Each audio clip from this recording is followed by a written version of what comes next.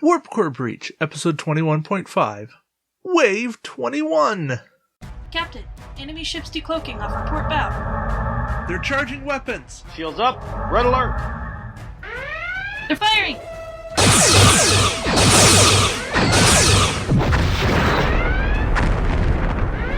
Containment failure detected. Warp core breach imminent.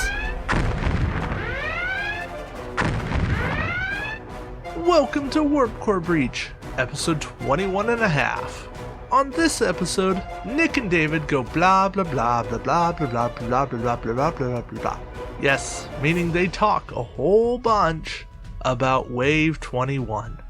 Sadly, there's no contributors this week. You're stuck with the two of us. Warning. Warp core breach detected. So without further ado, here we are. Welcome to episode 21.5, where we bring you a little taste of Wave 21, the previews. Woo! First up, we have the Cardassian ATR 4107, the Dominion Dreadnaught. Yeah, I'm just going to call it the Dreadnaught. Less of a mouthful.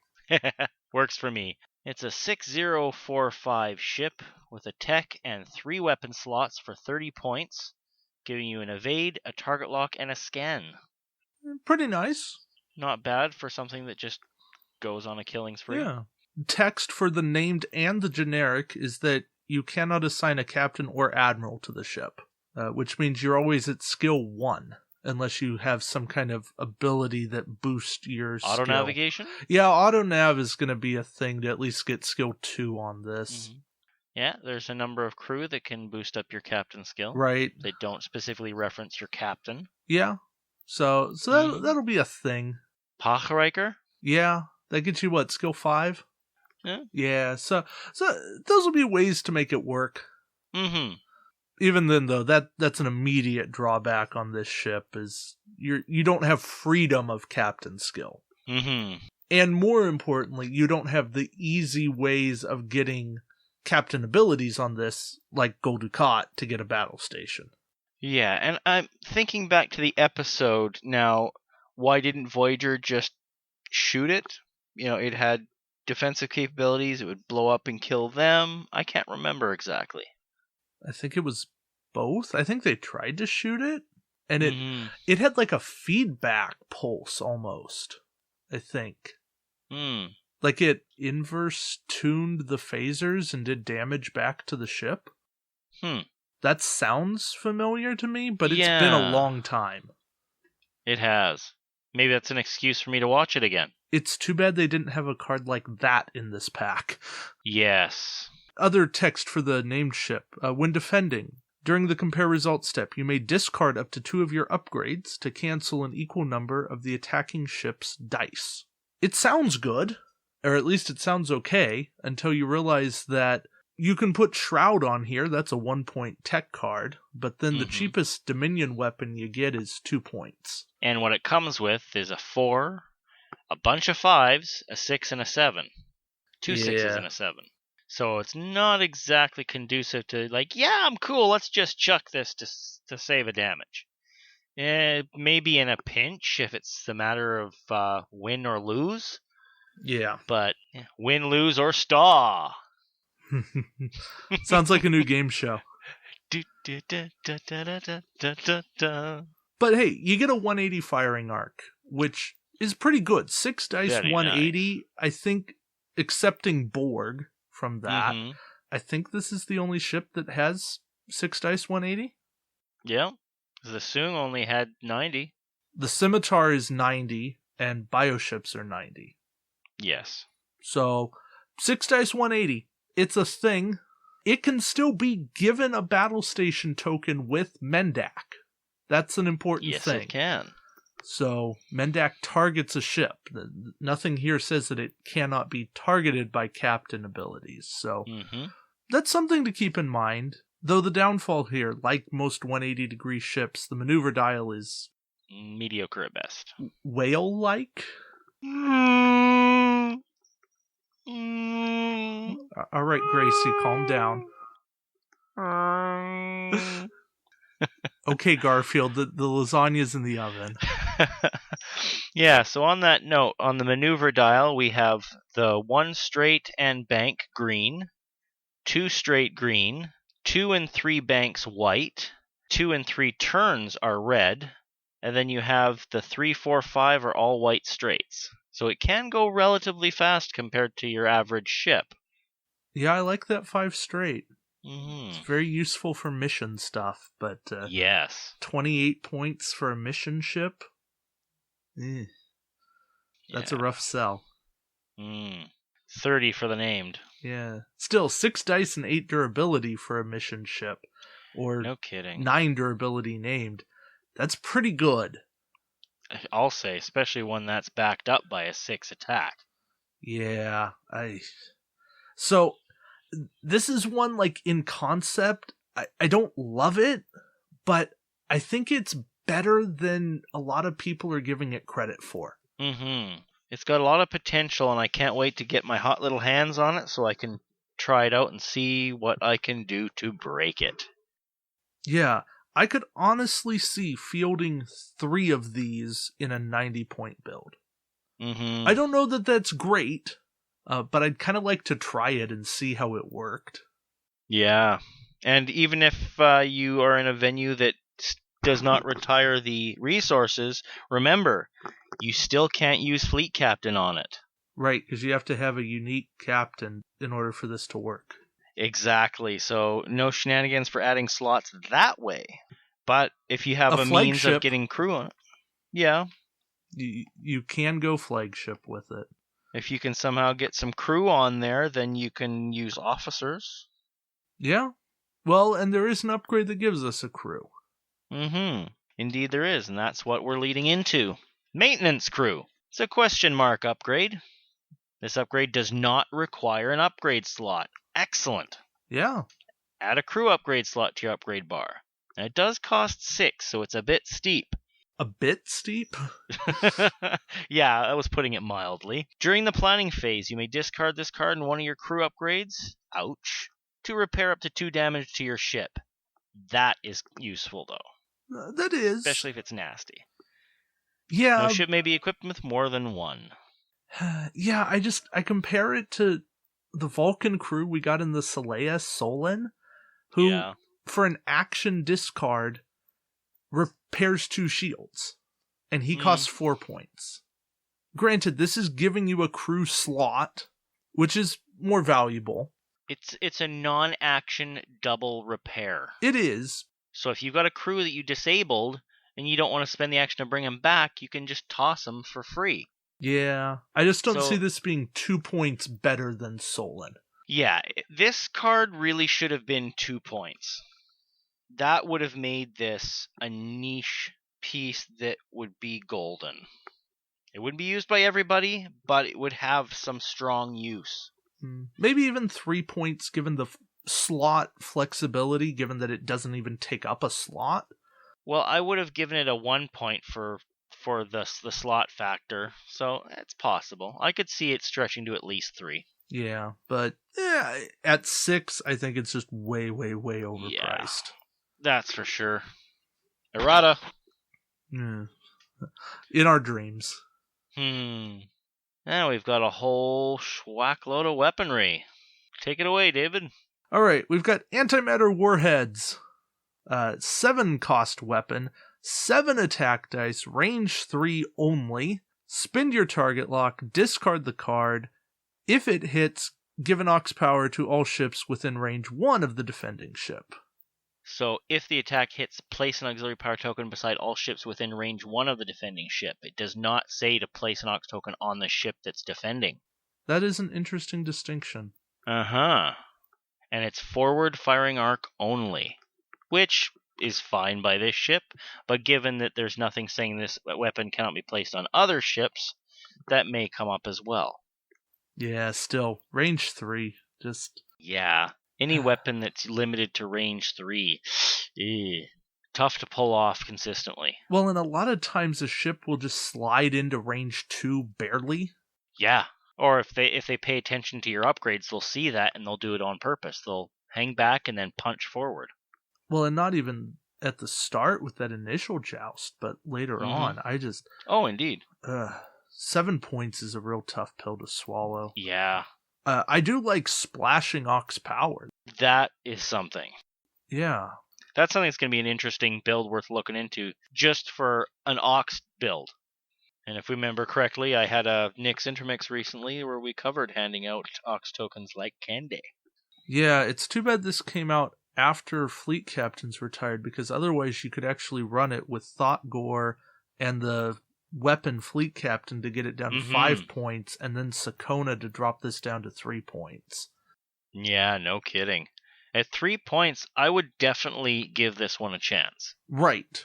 Because at that point, then you're also tossing on, like, other secondary weapons, and you're running this on, like, a Keldon class. Of course. Or a Galler class. But one of the two, it doesn't really matter. Or, I might actually consider it on a Breen ship, so you have your range 1 and your range 3 all in one. That would be fun. Yeah. So damned if you do, damned if you don't. Sure. You're just trying for that range 2 sweet spot. Exactly. But Service. Yeah, at 7 points, it's just too expensive. But we found something cool about it. All right, Plasma Wave. What say you about it? Well, this one's a 5-point weapon, range 1 only, 3 attack, and a discard. Fire this weapon at every enemy ship within range 1 of your ship. Wow, I like that. Even at only 3 dice, because that's interesting against fighters, small ships, or Borg, or any other ship that has very limited defense dice capability. The one caveat, this upgrade may only be purchased for a Cardassian ATR 4107 ship, so you can only use it on the Dreadnaughts. Still a card I would consider using, even at 5 points. Now, I'm looking in Space Dock. Does it actually say enemy ship? Because Space Dock says at every ship. This, on the image I'm looking at, is on the preview on StarTrek.com, and it does indeed say at every enemy ship within range 1 of your ship. So probably just a glitch in Space Dock. I will make note of that. It doesn't make sense that you could fire at friendly ships. Well, a plasma wave is an energy thing that's indiscriminate. So unless you've got your shield specifically tuned, it's something that should affect everyone. Yeah. You would think in a friendly fleet, you'd be like, hey, we're going to be deploying a plasma wave. Here's the frequency. But there's the thing. Plasma isn't strictly energy. It's also mass. True. So that's not something you can just simply tune around. It's not like phasers. So again, that's something you may not necessarily be able to simply avoid. With a little trick of science. Yeah. But anyway, like the cloaked mines, it's a safety. You can have your guys in tight formation and not have to worry about it. Yeah. Shenanigans. One more reason why I would consider fielding it, especially if there was a Sakana in the mix, because it is only 5 points, so it can be discounted. Right. Our next one is Quantum Torpedoes. Now, we've already seen Quantum Torpedoes. But this one's a little different, though, isn't it? It is. You still have to spend your target lock. These are time token version. Excellent. I'm liking those. Yeah. But if you fire it from the Dreadnaught or the generic, you get to add an additional hit result to your total damage. So, in addition to the usual, if it's hit, you get one hit result, you get another one? Yes. So, nice. You're guaranteed that if you do damage to your enemy ship, you will be doing at least 3. Nice. And it's forward or rear. So you could potentially do 7 damage with this one. That you could. Yahtzee, boys and girls. Yeah, I wouldn't be counting on it very often, but it is possible. In my line of play, things like this happen all the time. What? Are you shocked? No, not really. Well, why don't we check out the Thoron Shock Emitter?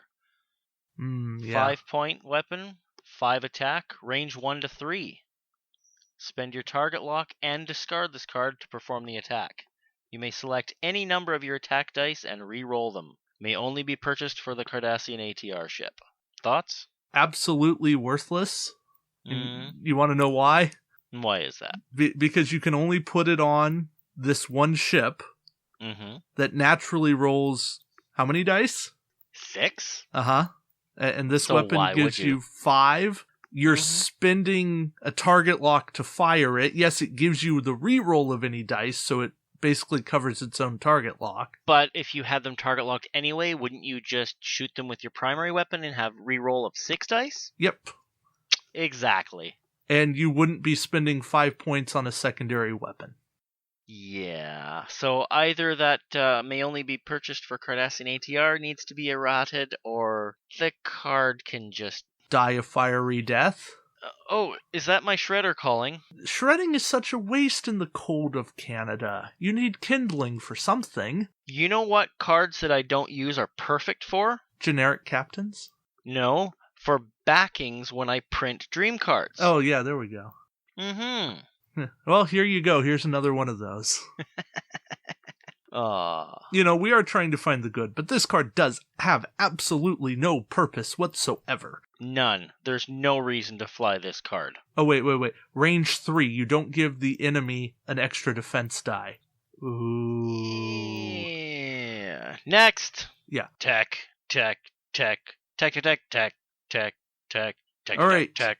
Countermeasures. It's 5 points. When defending, during the roll defense dice step, you may discard this card to roll 2 extra defense dice. Immediately after that attack is completed, you may then perform a 2-die attack against the attacking ship, and it costs 5 extra points for any ship other than the Dreadnaught or the generic, and no ship can have more than 1. 5-point discard with extra penalty and limited help. I mean, I go 2 extra defense dice. Okay, so you're giving me a little less than 1 evade on average? I'd rather have a counterattack and just soak the other damage. Yeah.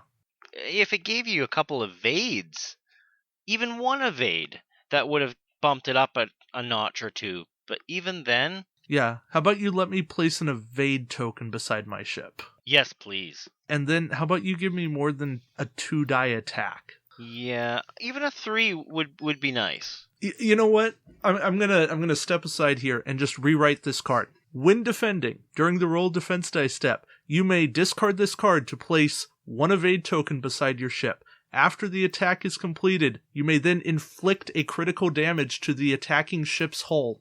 Ooh. Isn't that a better card? Way better. And wouldn't that be worth 5 points? Yeah. Even if it's still restricted to the Dreadnought. Mm-hmm. Or it costs 5 extra points for non-Dreadnought. That is still a better card. And it's still simple. And it's not too OP either.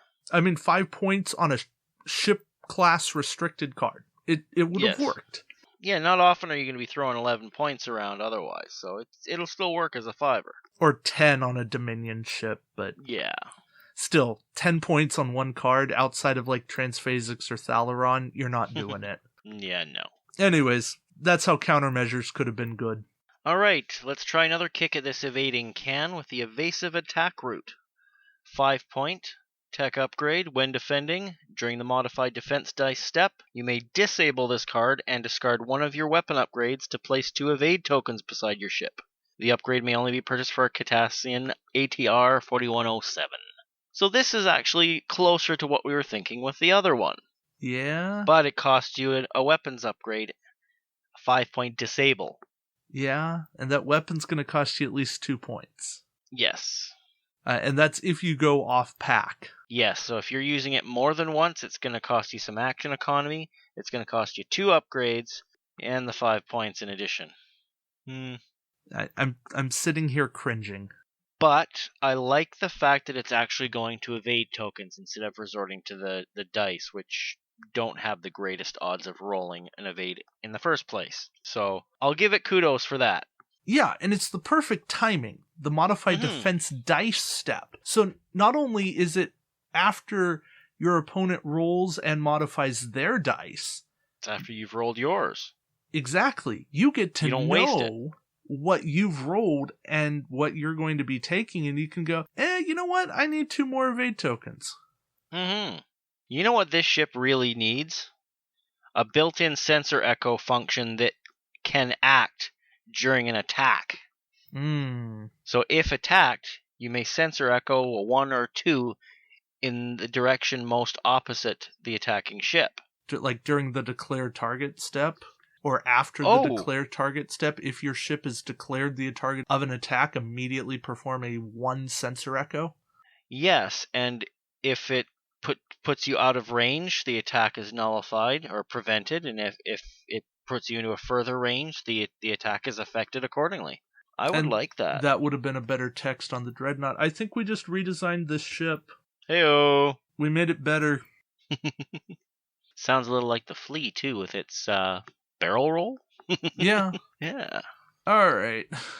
Finish us off. Bring us home on this one, David. All right. And now with a big kaboom, the kinetic detonator. There was supposed to be a sudden and earth-shattering kaboom. Instead, we got a It's a 4-point tech. For an action, you discard this card and one of your weapon upgrades to inflict 1 damage to all ships within range 1, including this ship. I mean, it's okay. I like it for a Tim deck. Sure. I definitely have that. You know, with your Deckers and such. Your Kunivas. Mirror Wharf. Yeah. With your Decker and Decker? Now I wish Admiral Black was better so you could run a Black and Decker fleet. Oh my god, that's so rich. I like it. Anyways. Well, Admiral Black and a Captain Decker. Yeah. Black and Decker right there. Yep. Or vice I may versa. just have to try that. Right? Because Captain Black, Admiral Decker. Yeah. It worked. But, yeah, I mean, because both Captain Deckers do inflict damage. So this is actually an interesting card. But I dislike that it does damage to you as well. I don't mind that, considering that it's to all ships, so I'll soak 1 damage if I can hit 2 or 3 other ships. Sure. You know, like if there's fighters, you know, odds are you're going to be taking out a token with that. Other ships, you know, you're whittling them down. It might just be that difference. And if you can combo it up with some compounded damage, you could take out quite a bit in 1 round. Yeah, well, if there's Hideki fighters, for sure you're taking out a token. If there's Romulan fighters that have yet to cloak, you're now taking away their ability to cloak for the round. Yes.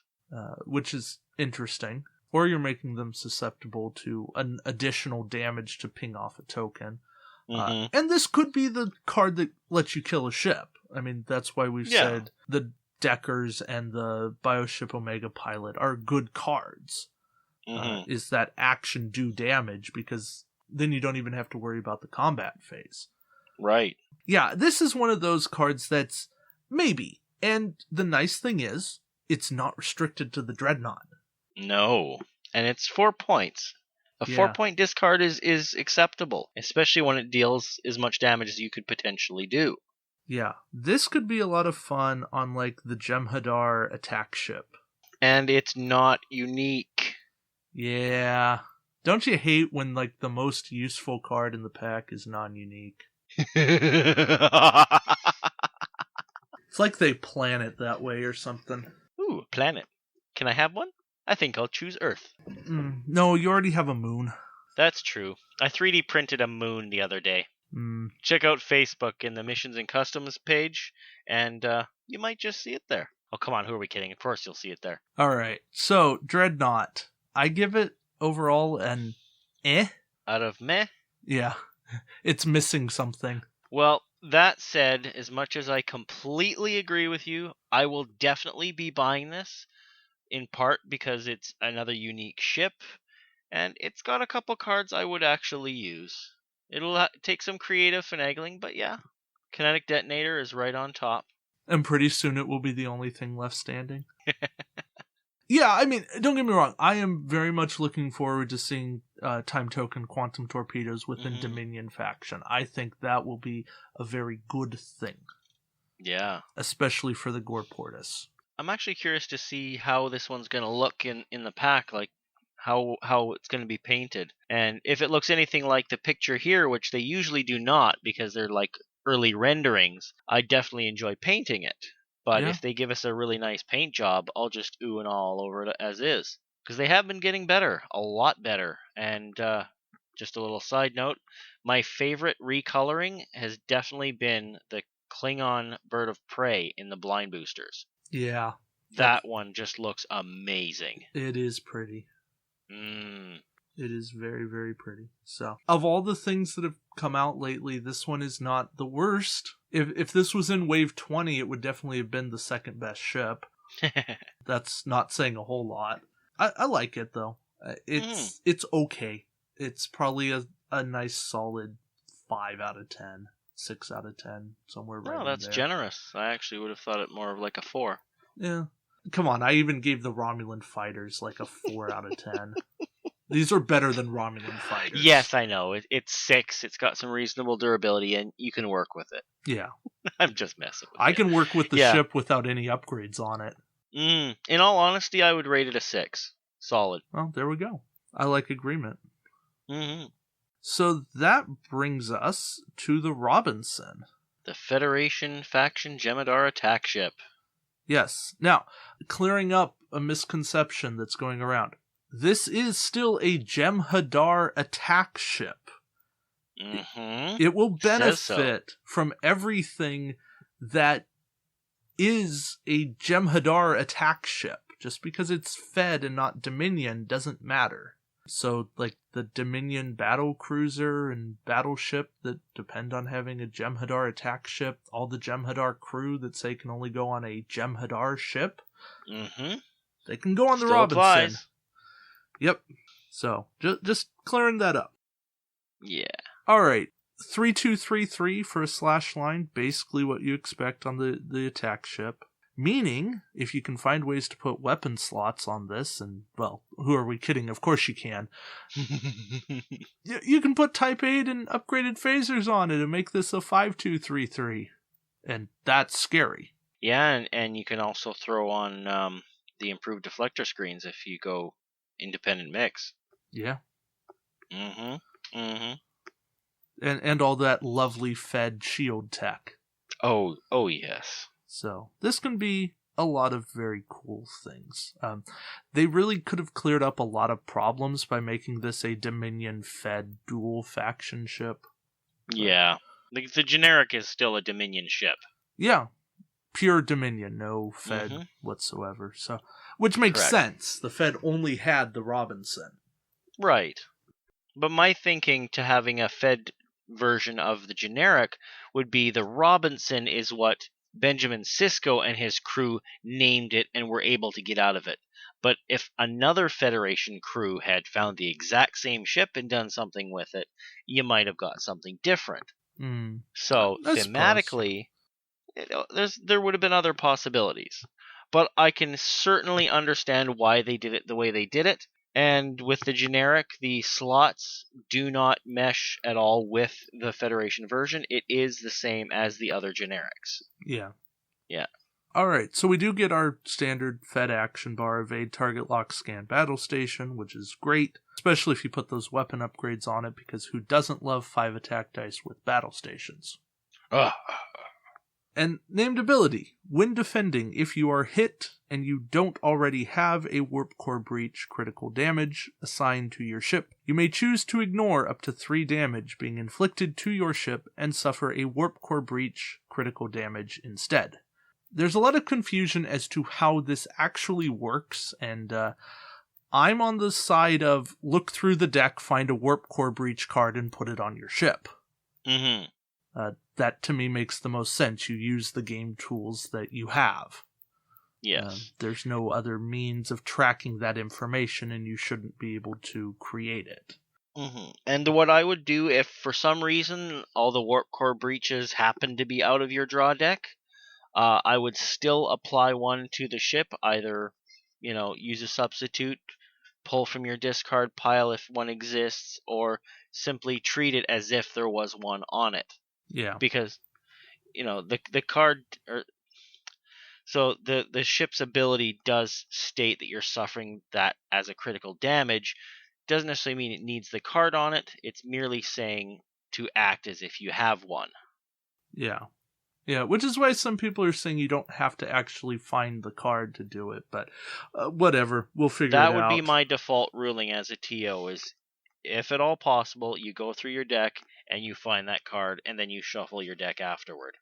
Yeah, so... But, yeah, I mean, this is another ship that's kind of nice in terms of being able to ignore some damage. And while a warp core breach is not a fun crit to have, it's also not the worst thing you can have.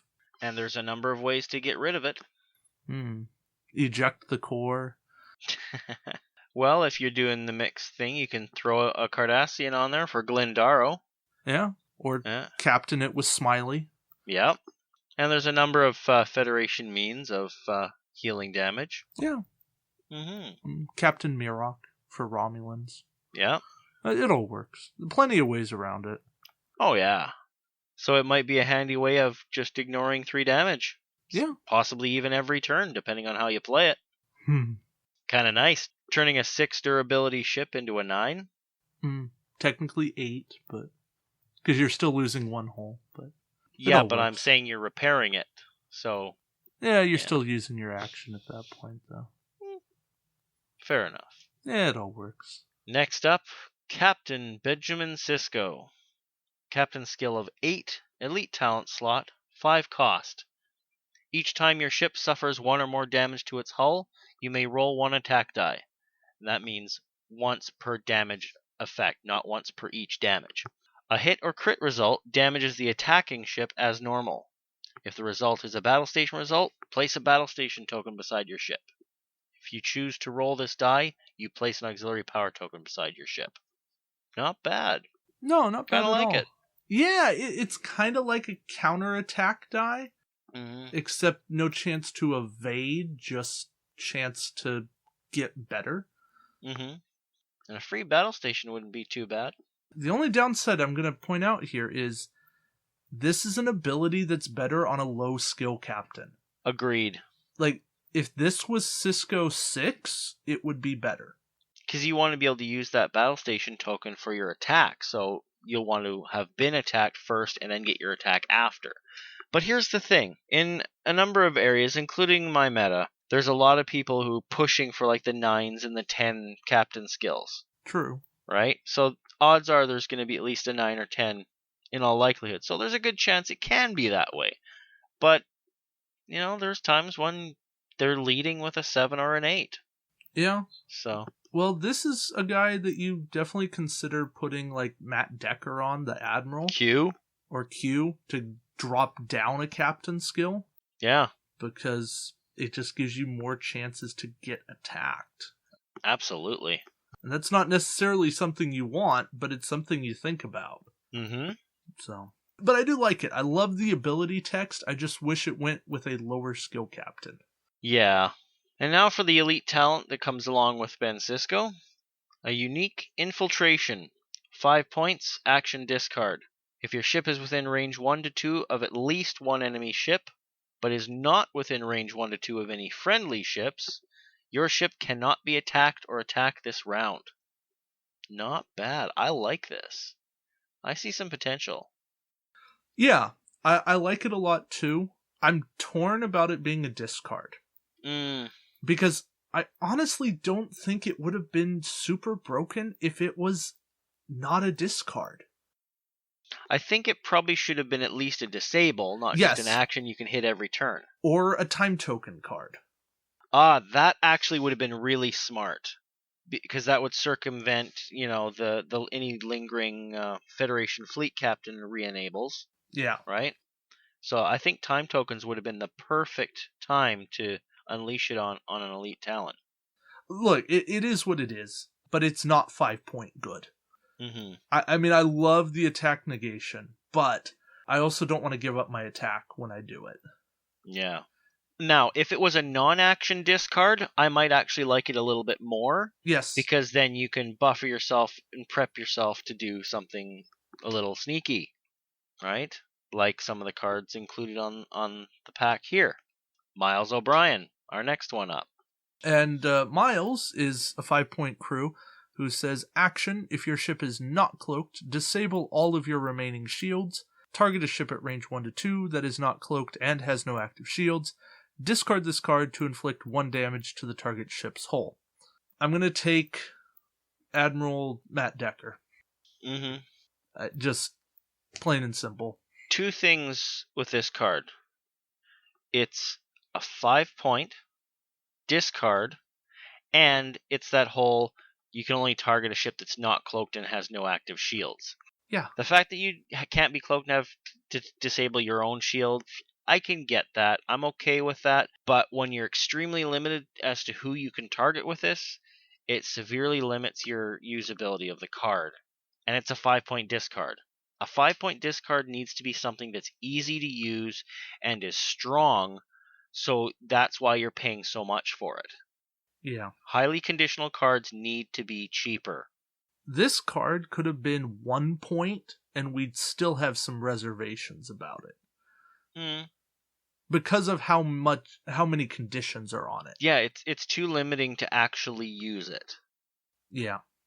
It's a finishing move. It's really what it is. I like the effect. Yeah, The I do. effect's great. There's nothing to argue about there. But the thing is, it's 1 damage. It's not even critical. Yeah. Like if you've got a powerful ship and you've got either this is your support ship or this is your main ship, you have Decker and O'Brien on 2 different ships, you could use it as a great means of finishing them off before the attack round. Yeah, it would work. So I think it could be handy in a tournament setting. If you've got the right things going for you and you want to just get there before he can shoot you. Like say you've got the lower captain skill and this is your best bet to ensure victory. Take him down before he can even fire a shot. That'll work. Sure. I think Miles could be an interesting piece in a era-specific mission is really what it is right now. But let's move on and talk about Dax, because I think there's some actual intrigue here. I actually like this one, like Jadzia Dax. 4-point crew. You may disable this card after performing a red maneuver to place an evade token beside your ship. Note, it's not as a free action because you've just done a red maneuver. It's placing a token. Yeah. I like it. And it's not a discard either. It's a disable. I might have preferred 3 points for this, but at 4 points, it's still a valid card. It'll just be, you'll be on the fence whether or not you take it over something else. That's all I'm saying. Yeah, at 3 points, I would have gone, okay, now I really consider it. At 4 points, I gotta go, I'm gonna be doing a lot of red maneuvers. Yeah. 2 actually would not be an unrealistic point cost for this, but 3 would have been the sweet spot. And even at 3, you go, okay, we're there. 2, you start putting it on the same level as like a Romulan helmsman, a Romulan pilot, where it's a very good card. At 2, it's a gimme. 3, it's a solid maybe. 4, it's a consideration. So it's not out of the realm of reason. It's something that I will definitely play at some point, but it's not a go-to card. Yeah, no promises here. Well, I do occasionally fly ships that I quite often will fly red maneuvers. So this one would be handy for that kind of build. Okay. Now, I'm going to skip to a card that I actually will take every once in a while, and that is Elam Garrick. Oh, I love that character. I always have. And wasn't the actor's name Andrew Robinson? Yeah.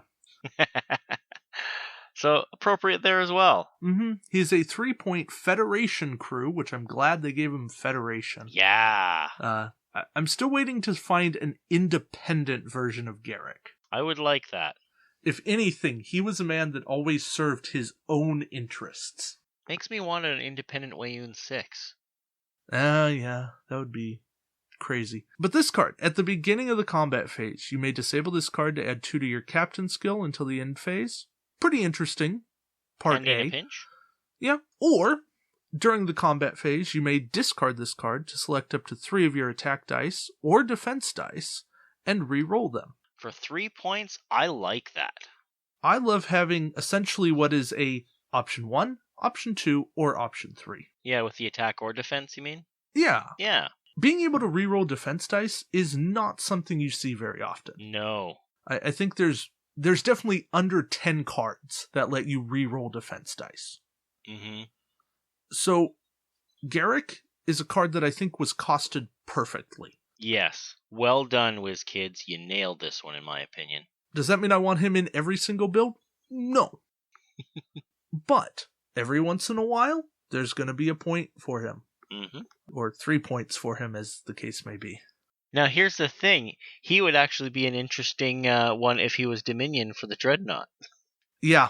Well, and you can put him on the Dreadnaught, you just got to pay 4 for him. Yeah, that's true. And that's where he starts getting a little dicey. Next up, our favorite Federation Ferengi, Nog. Nog. 4-point crew. Oh, it is the season as well. Holiday season. Get your eggnog. Yes. He's got 2 little eggs on his forehead. He's a 4-point crew. It says, during the combat phase, you may disable this card to spend a scan token that is beside your ship as though it were an evade or a battle station token. So you pop out a scan token, say high energy sensor sweep, you leave it there. And whether you use it or not, great. But you can also decide that, oh, it's an evade, or oh, it's a battle station. So if you're attacking, you've reduced them by 1 defense die, and then you can toss it as a battle station token to convert your dice. If you use it for your attack and then you're being attacked, so on its defense time, you can throw out an evade. So depending on your build, you might actually be able to get a couple out there.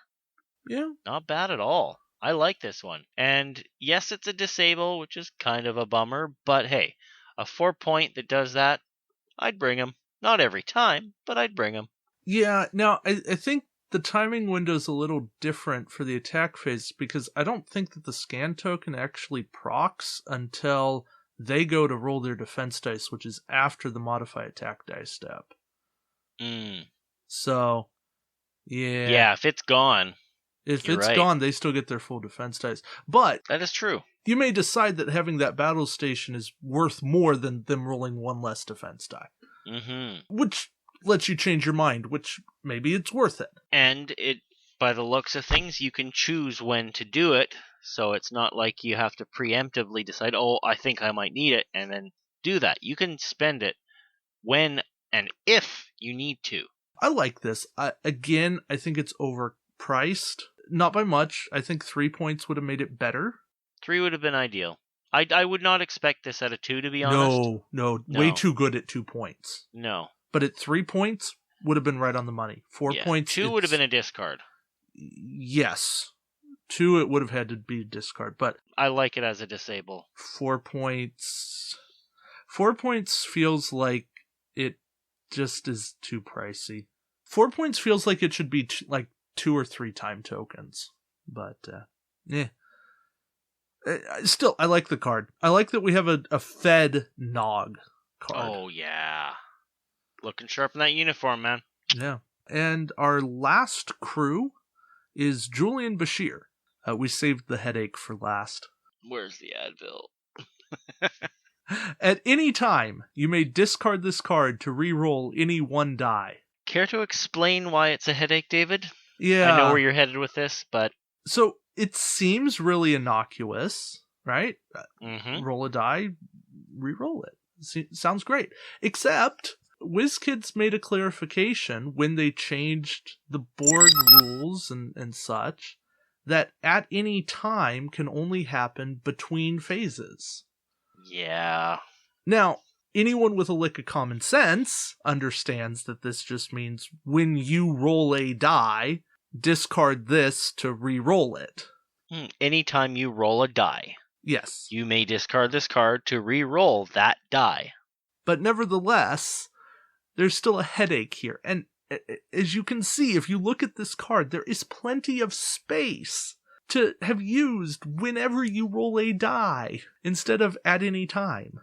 Mm-hmm. If any of you have seen the movie Basketball, you'll know what I mean when I say, And the bigger reason it gives me a headache is that it points towards a disconnect between the rules team, the designers, the playtest team, and whoever's overseeing that they're not on the same page. Mm-hmm. Because if they were, at any time would not be used on this card. Absolutely. Because it doesn't make sense.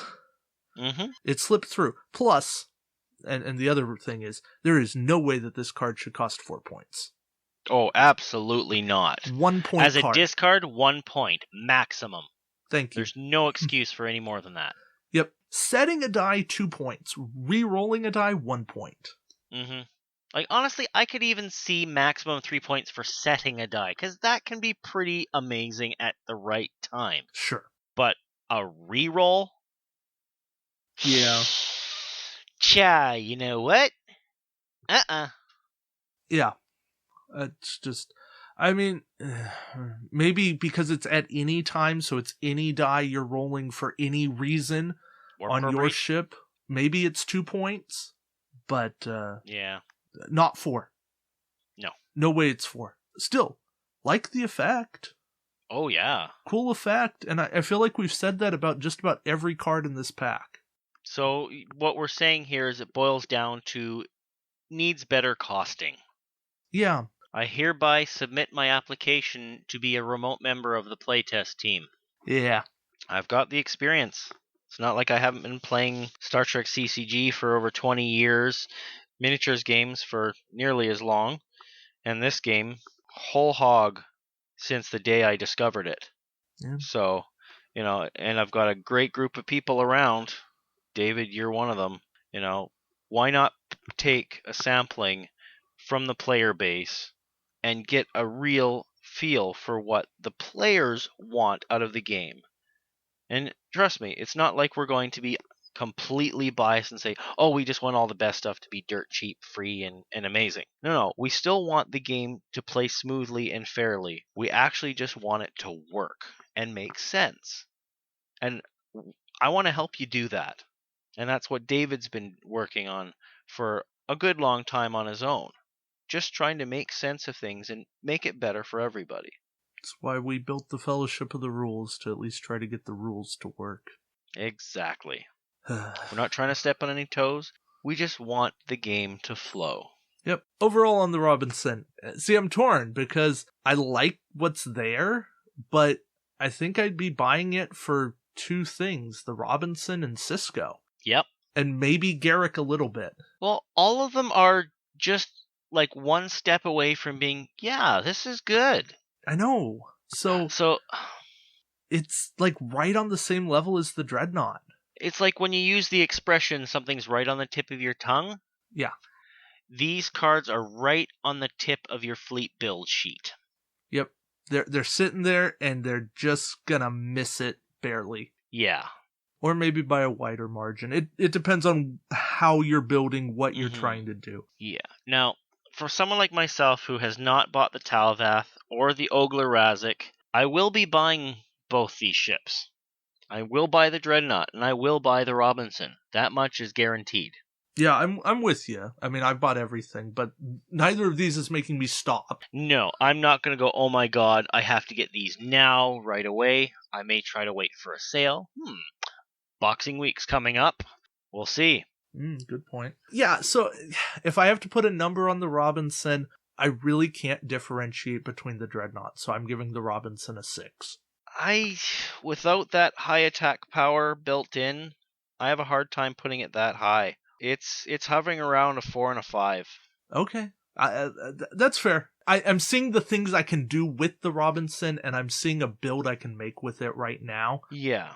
Once I've had some time with it, I'll probably bump it up, and it may actually achieve a 6, but I need to get my hands dirty with it. Yeah. To me, it fits right in with the Bellerophon and the Traeger and damage control teams. Yeah. That resource, that whole damage mitigation build. Mm-hmm. And maybe that's not viable in 90, but if we ever go back to like 120, 150, something like that, I think this is a nice counterpart in a small ship.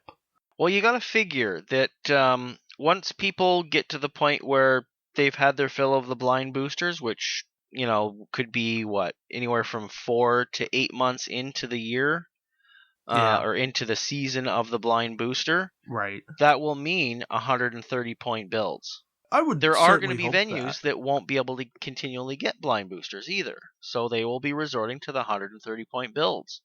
So there will be opportunities to use this in that situation. Yeah.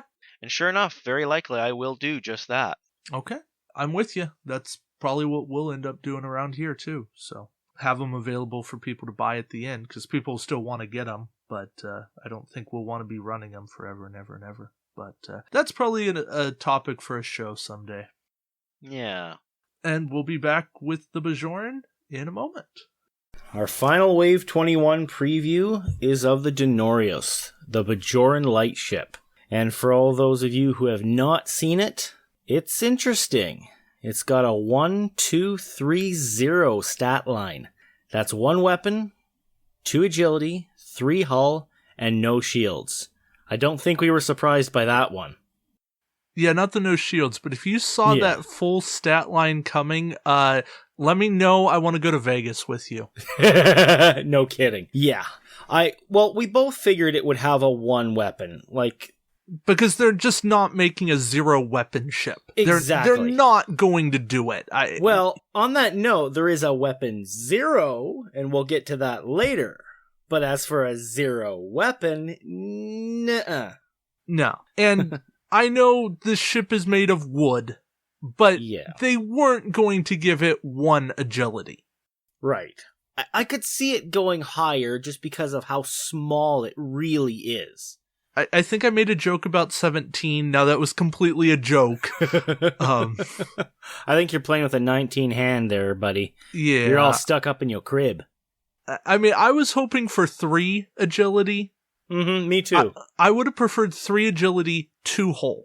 Agreed. That would have made way more sense. And even then, as it is, 1 hull is really the most it deserves. Yeah, because the fact that this thing has more hull than a scout cube is ridiculous. Yeah, it's a small wooden ship.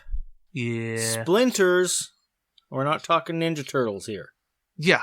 It's like, what the designers are saying is this is as valuable as the Interceptors. I don't think so. I'll take an Interceptor any day for just a straight pot shot shoot 'em up. Yeah. Pot shot shootout. And it only has 2 actions, evade and scan. And even that is generous. Yeah. I could see the evade. Yeah, I agree. I can't see there being a scan, except, did Cisco have like a tricorder on his? Maybe. But actually, this isn't even a ship with Benjamin Sisko on it. Why don't you lead us into our captain? Well, we haven't even talked about the named ship ability here. That's how quickly I'm trying to skip over this, folks. Yeah. And trust me, I'm actually going to be buying this, so that's going to tell you something on what we're leading into. Named ship ability. We've kind of seen it before. When defending, during the compare results step, you may place an auxiliary power token beside your ship to cancel 1 normal hit result. Bellerophon? ISS Defiant. And Taukir. But this isn't reduce the damage by 1. This isn't even the best it could have been. Cancel a hit or crit. This is just cancel a hit. Right. Well, because, to be honest, a critical should blow this thing out of the sky. It should. Yeah. But, hey, you know what? I'll take this. It's a nice ability. It's going to be somewhat survivable. Exactly, and that means it might actually see some action on the table. It's the perfect little support ship. Mm. Put Kira, the target lock splash Kira, on this, and now you've got a ship that can hand out target locks to everybody else, and it works. Right. It's reasonable. You get 2 tech slots, 12 points. It's there. Do I love it? Does anybody really love this ship? I don't know. Now, if we could get a shield on there, maybe some improved deflector screens, we'd see some serious action going on. Yeah. I think there's ways to get a shield on this. Well, other than the old standby of the flagship, the Federation locked tech and question, there will be ways. I mean, you can put immersion shielding on this. You're going to pay 6 points to get 1 shield. Yeah. I don't think that's worth it. No. Right, or 7 points off action. I don't think you're going to pay 11 points to put Unimatrix shielding on it. Certainly not. Yeah. Have fun, mess around with this, make it a flagship for fun. Sure. That's the best advice I can give you. Let's see, the next wave of flagship resources, covering the other big 4 factions. Not so big. How about, like, the next 8 factions? Make them double-sided and don't give us 4 independent versions. Give us 1 independent version, not 8. But anyways. Yeah. Our captain, Acorum Lon, and don't correct the pronunciation. It's Bajoran. Can anyone really say it right? Yeah. Had to go there. He is skill 2, 1 point, and has the lovely ability that he can field 2 Bajoran elite talent upgrades. But no elite talent slots. Keep that in mind, folks. Yeah, I like it. There's some cool Bajoran elite talents. I am Kon Ma Militia. Does that make him the cheapest captain that can field elite talents? Yes. There we have it. Now, granted, you're restricted to Bajoran ones, but... Still. Well, no, there are the Admiral versions of Q and Decker. They're both 1 points. True. Okay, the cheapest non-Admiral captain. There you go. But you can run them as captains. Anywho, he's the cheapest one who can get 2 talents. There you go. We can agree on that. And there are some Bajoran talents that are worth taking maybe even 2 of. And there's even a few talents in this pack. First one up, Emissary. At the start of the activation phase, you may discard this card to remove all disabled upgrade tokens from all Bajoran upgrades deployed to all friendly ships within range 1 to 3. Wow. Not bad for a non-action that costs 5 points. That's a 5-point discard I would actually consider. Yes, but I'm trying to rack my brain and search for Bajoran upgrades that disable. And I know there's a couple. There's at least a few crew that do it. But, like, the most important one, Bajoran Militia, doesn't. Yeah. And, the talents don't really. Lee Nollis works, actually. But this is super situational, and I think you could build a full Bajoran fleet, and then this is a talent you really want to have. Well, there's 2 upgrades in this pack alone that disable, so that's something. There you go. So, Emissary's there. If this was like a 3 or 4 point talent, I would be all over it. At 5 points, it's stretching that I really have to have that almost all Bajoran fleet to want to take it. Yeah. I could see it being great in missions, though. You build like 150 points of Bajoran for fun, and you're like, hey, Emissary, great. So, our next talent is Legendary Hero. Also unique, also 5 points. You may discard this card at the start of the combat phase to gain 2 extra attack dice and 2 extra defense dice for that round. And this can only go on a Bajoran captain assigned to a Bajoran ship. So pretty much lore's your only workaround, assuming, of course, you're not playing pures. Yeah, and lore is scary with this card, don't get me wrong. Considering what he's capable of, yes. Well, I mean, put this on a ship that gives you battle stations, and now you're getting 7, 8 dice with battle stations. Yeah. That's scary. Even this on, like, the Ratosha is now 5 dice with battle stations. With Bajoran Militia, 8 dice with battle stations. Legendary Hero is very, very playable. Yes. And there are enough Bajoran captains around these days that they're worth taking. They may not be the absolute best. Well, imagine Kira on a secondary ship in the same fleet. Yeah. Free target locks, battle station, bonus attack dice. Sure. Because, hey, you got Bajoran Militia on the ship with Legendary Hero. You trigger them with your action. Legendary Hero doesn't cost an action. And there you go, you're already up 5. With a target lock. And if you manage to finagle another action in there somehow, you've got your battle station, your target lock, and your +5. Well, and that's why I'm saying the Ratosha, because that gets a battle station for free. So. And that's how you do it. Yeah, so this is right now the standout card in this pack, even though it is captain and ship restricted. It's not limited to any specific captain or any specific ship. It's just a faction. Where there's a Riker will, there's a way? Yeah, and... the Bajoran version. And the third elite talent in this pack, which almost seems like a crew based on the image and the name of it, Dajaras. 5 point. Action. Discard this card to target a friendly ship within range 1 to 3. Perform the action listed on one of that ship's crew upgrades. If the crew upgrade is Bajoran, treat this action as a free action. This upgrade may only be purchased for a Bajoran captain assigned to a Bajoran ship. Well, it's nice to have a means of triggering Bajoran militia. That's for sure, but a 5 point discard for a free action? I would have made this one a disable, to be perfectly honest. Yeah. And probably like a 3 or 4 point at that.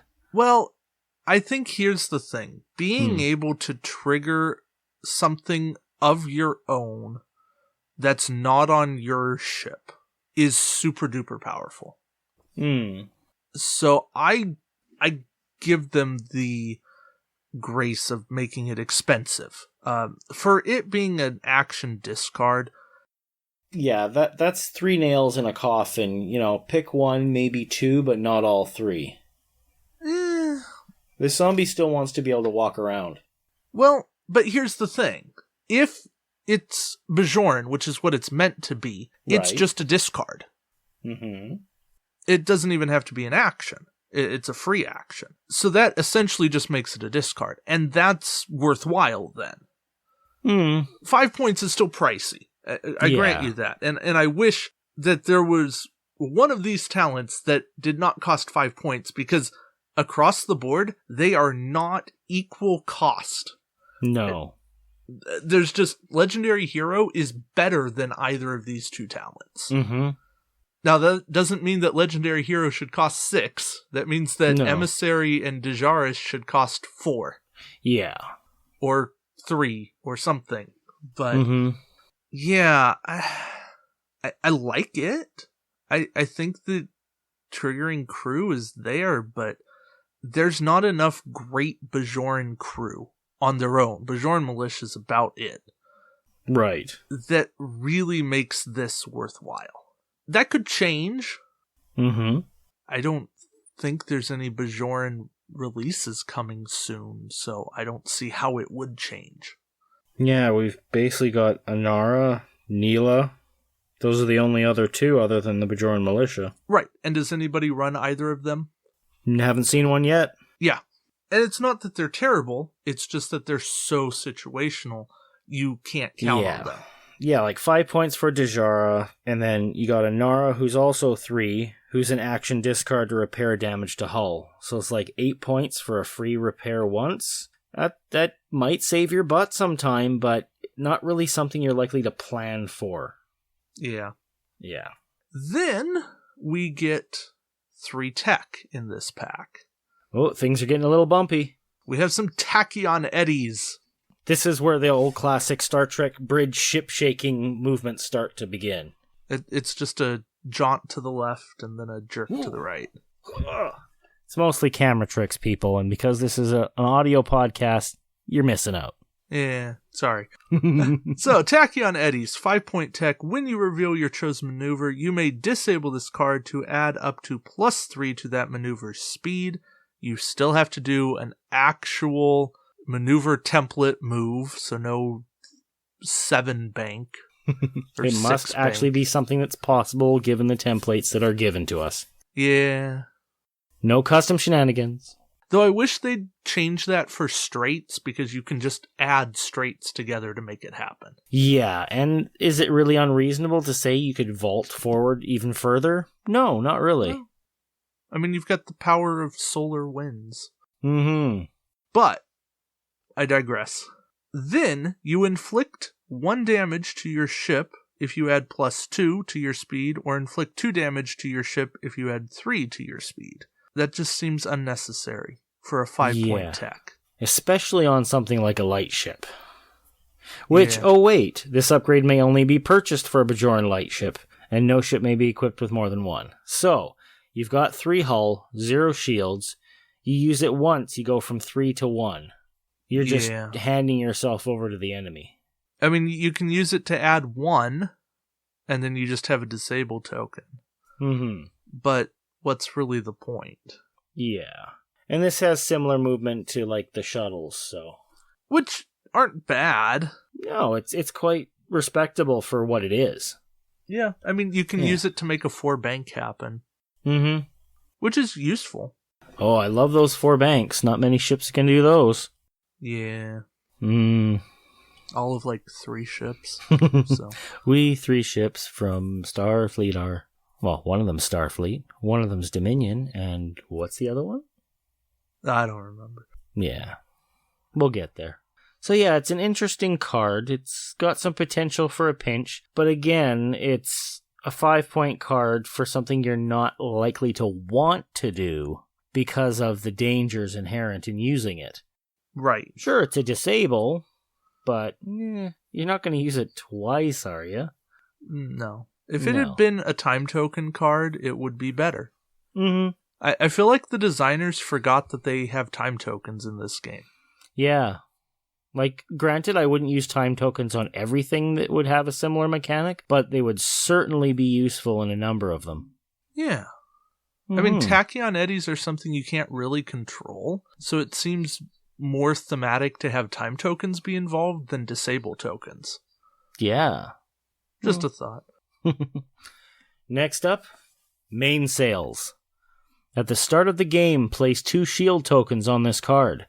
When your ship suffers damage, remove these tokens first. You cannot use these tokens to activate any other card abilities.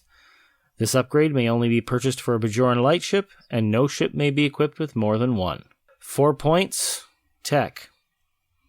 I'd take it. I would too.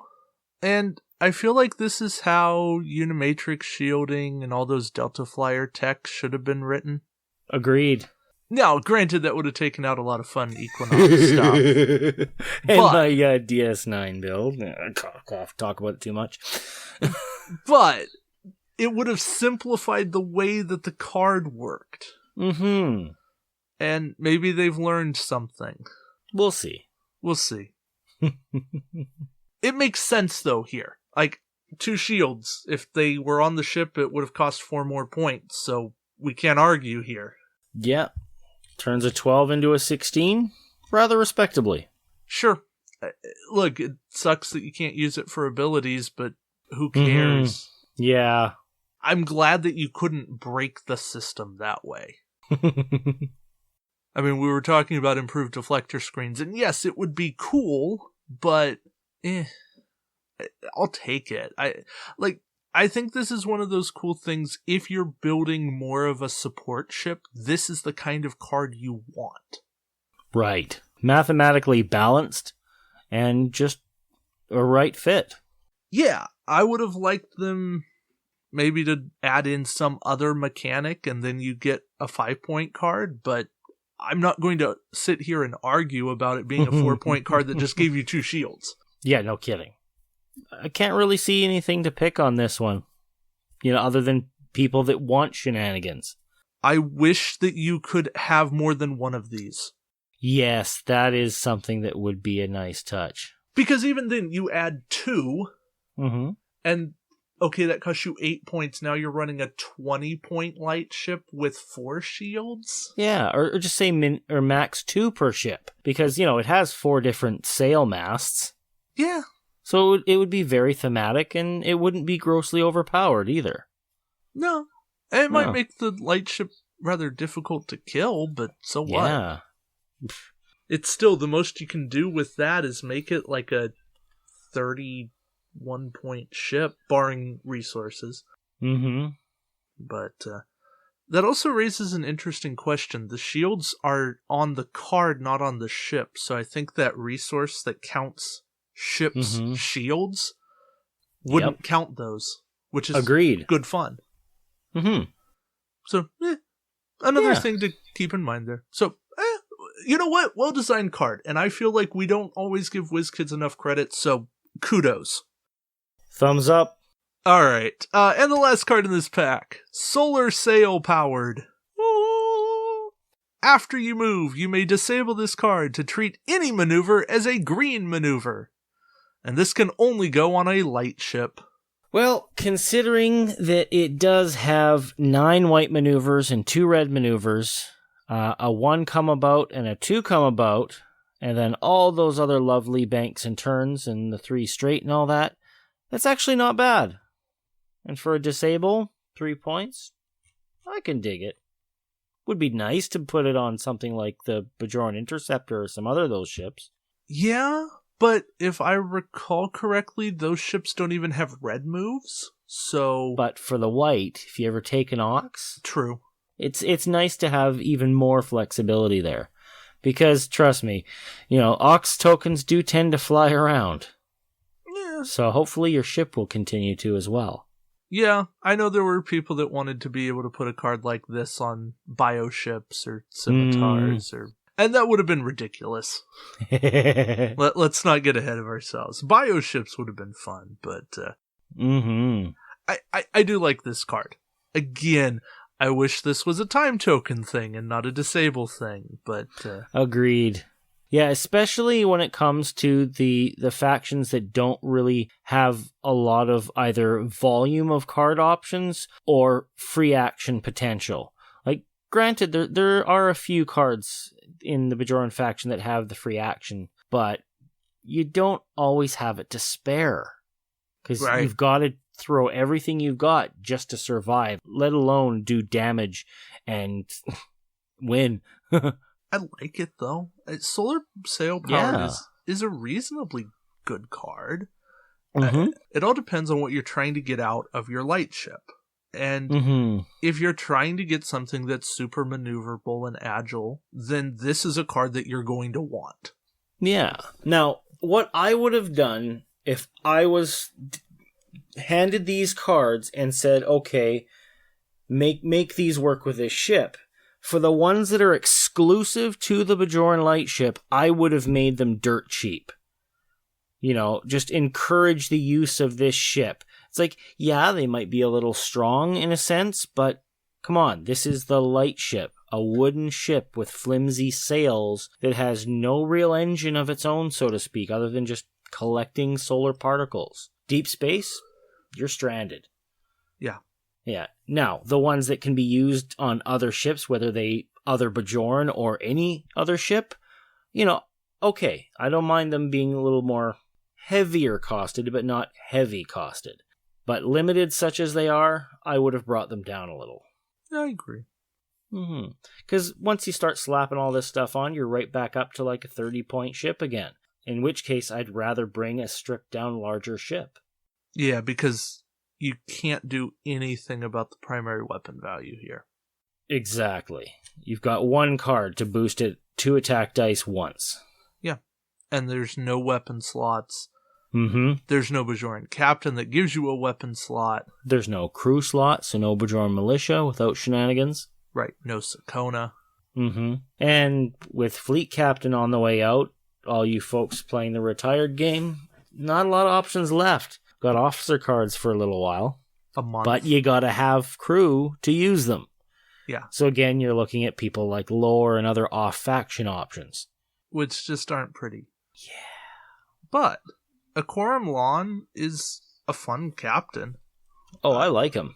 I like him too. And Legendary Hero, I think, is going to be a pretty fun talent. Yeah. Do I think it's going to show up at regionals? Yeah, probably not. But just because of the world of elite talents being cutthroat. But I could see it making a play at OPs. I think that there's a place for it. So, this pack is not a write-off. No, I will absolutely be buying this because not only is it bound to be a neat little model, it's actually got some useful cards. Granted, some are restricted to the ship, some are not. And I've been playing a little bit more Bajoran lately, so I'm definitely going to get it. Yeah, I think a lot of people have. The ship itself, I think there's maybe a place, but it's not the cheapest ship in the game. If it was the cheapest ship in the game, then it would see more play. But as it is, it's only a tie. And at that point I'd rather have the Apnex or the Talvith or something that cloaks. Mm-hmm.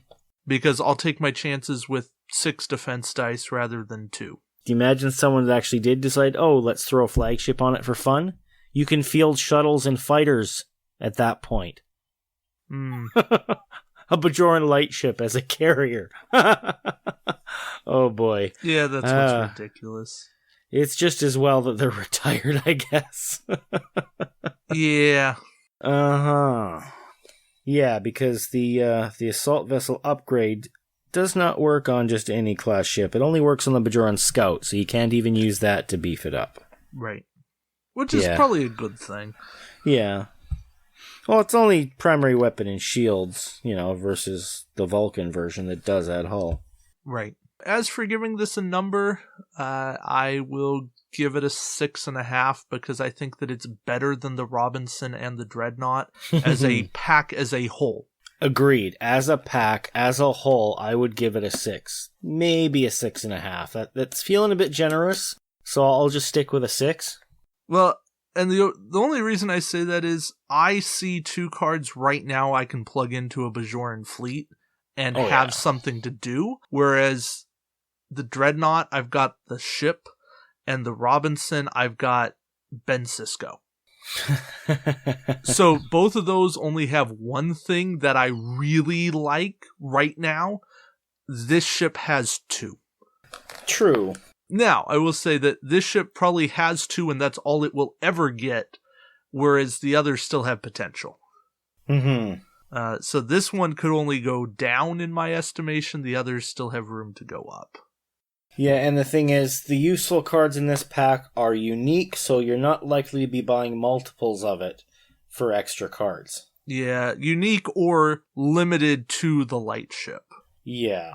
Which is actually probably a good thing, in that you don't want to go buy 4 of these just to have 4 of them, unless you really want to display multiple light ships. Why are you looking at me? I know you. Yes. Well, I bought a few of those Gorn ships for the improved deflector screens. They don't get much display case time, but well worth the repurchase. I know, I have 3. Uh-huh, and pretty much anybody competitive does.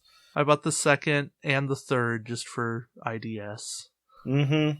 Don't look at me, I support 3 people for collections. I support a whole crew. Yeah. Alright, so overall impressions on Wave 21, and we're doing this before we jump into the Zindi weapon. I hate to say this because I'm supposed to be the guy who has good things to say. This is the worst retail wave. Yeah, definitely let down, especially for the Christmas season release. And look, hey, we're getting 2 new models. Yeah. And we're getting a model in a new faction. Mm-hmm. And that's almost like a new model. And I love that that's happened. And I think that there can be good things that come out of this. And I think that these ships can find some use in the game. But honestly, I don't see any of them being any real contenders. There's just not enough here to justify what's going on. Mm-hmm. Like, I sit here and I scratch my head. The Dreadnaught had so much that's Dreadnaught only. The Robinson, the crew is so weirdly overpriced. Oh my god. The Lightship is all Lightship restricted, except the talents that are overpriced. Yeah. They're not encouraging purchases. They're not encouraging creative play here. They're saying, here's your little sandbox, play in it. If you're not happy, then go home and cry yourself to sleep. And I hate to say this, but I think it needs to be said. Elite talents have to get cheaper. Hear, hear. Because fleet captains are gone. Or they will be in a week. Meaning, in order to play them, you have to pay the price. Mm-hmm. Right now, there's about 4 elite talents that are worth the price. And it's Rebellion, and Lure, and Conditional Surrender. Stalking mode could be. Stalking mode in a in a stretch. Yeah. That's the thing. There's a few others that are like tier 2 that you can pull up, but there's like only a small handful that you say, hey, I can run that just about anywhere. Yeah, they become less desirable without some sort of discount. There's other talents like Kaplaw is a great 2-point talent that lets you set a die. Okay, cool. I'll pay 2 points for that. Like, I have no problem with that. That's a card that I sit there and go, okay, that's a card that I'm willing to pay the price on. But for talents to be playable in this game going forward, we need to see 1-point talents, 2, 3-point talents that do something different, just like crew. You know, some of the most useful crew aren't the 5-point guys. They used to be. Right? Spock saw tons of play forever and ever and ever. And now, I hardly see anybody playing Mr. Spock, because he's still super useful, but people don't run him.